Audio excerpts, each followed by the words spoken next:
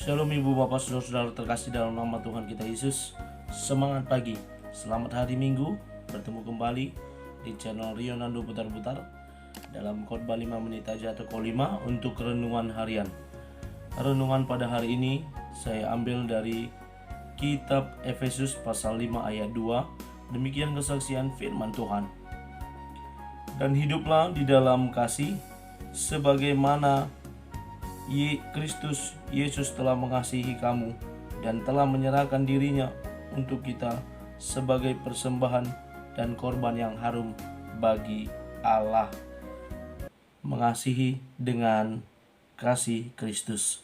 Ibu bapak saudara-saudara terkasih dalam nama Tuhan kita Yesus, jika membahas berbicara tentang kasih, ada sebagian orang yang berkata bahwa kasih itu dimengerti, kasih itu dapat dipahami apa arti dan maknanya. Hanya saja penerapannya yang sulit.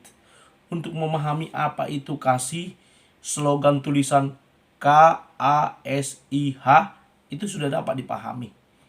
Namun yang menjadi hal yang tersulit dalam kata kasih tersebut adalah penerapannya. Kenapa? Banyak orang yang masih menyimpan dendam, banyak orang yang masih menyimpan iri hati, benci, dengki, dan lain sebagainya. Untuk menerapkan kasih itu sulit.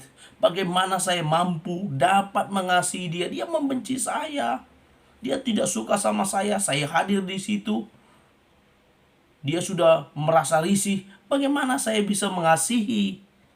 Ini sebagian statement orang yang berkata sulitnya menerapkan yang namanya kasih.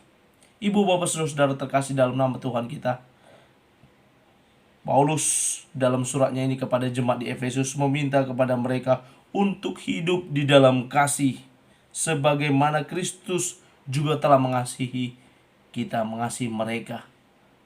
Kristus hadir ke dunia ini. Dia yang tadinya tinggal di sorga, dia datang ke dunia ini karena kasihnya kepada kita. Yohanes berkata, karena begitu besar kasih Allah akan dunia ini, Allah telah mengaruniakan anaknya yang tunggal supaya setiap orang yang percaya padanya tidak binasa melainkan beroleh hidup yang kekal. Karena kasih Allah sudah nyata, Allah menunjukkan teladannya kepada kita dengan mengasihi kita, mengasihi saya dan Anda, kita semua, dengan memberikan Kristus mati di kayu salib sebagai tebusan dosa dan pelanggaran kita. Kita yang berdosa inilah seharusnya disalibkan di kayu salib, tapi dia telah menggantikan kita. Bukti kasihnya yang besar, karyanya yang besar atas hidup kita dengan mengasihi kita, mengampuni kita, dan menyelesaikan segala dosa pelanggaran kita. Ibu bapak saudara-saudara terkasih, seperti pesan Rasul Paulus kepada jemaat di Efesus ini, untuk kita hidup di dalam kasih sebagaimana Kristus telah menyerahkan dirinya sebagai tebusan untuk menebus kita dari segala dosa pelanggaran. Mari hari ini, memang seperti yang saya katakan di awal, hanya penerapannya saja yang sulit. Jika kita terus dengan alasan sulit menerapkan, maka hal itu akan terus terjadi. Kita akan memang benar-benar sulit untuk menerapkan kasih. Kita diingatkan pada hari ini untuk belajar mengasihi seperti kasih Kristus. Kita belajar sedapat mungkin, semampu mungkin, sebisa yang kita lakukan, kita boleh belajar untuk mengasihi. Yang pertama boleh kita lakukan ketika kita ada berselisih paham dengan orang lain. Yang pertama kita mengampuni mereka, ya, kita mengampuni. Yang kedua, lebih banyak mengalah, ya. Kalau yang sana keras, yang sini keras, ya terjadi terus benturan yang ada. Tapi ketika sana keras, di sini ya udahlah, untuk kebaikan kita mengalah juga. Mengalah tidak harus kalah, tapi juga dengan kita mengalah kita bisa menang karena kita bisa hidup di dalam kasih.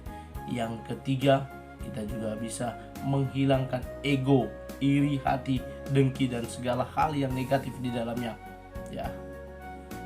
Dengan demikian, dengan memiliki hal-hal tersebut, kita bisa hidup mengasihi di dalam kasih Kristus. Mari memulai hari ini dengan terus memulai dengan kasih Kristus dan menyatakannya dalam kehidupan kita sehari-hari. Selamat beraktivitas, selamat beribadah nantinya. Tuhan Yesus memberkati. Shalom.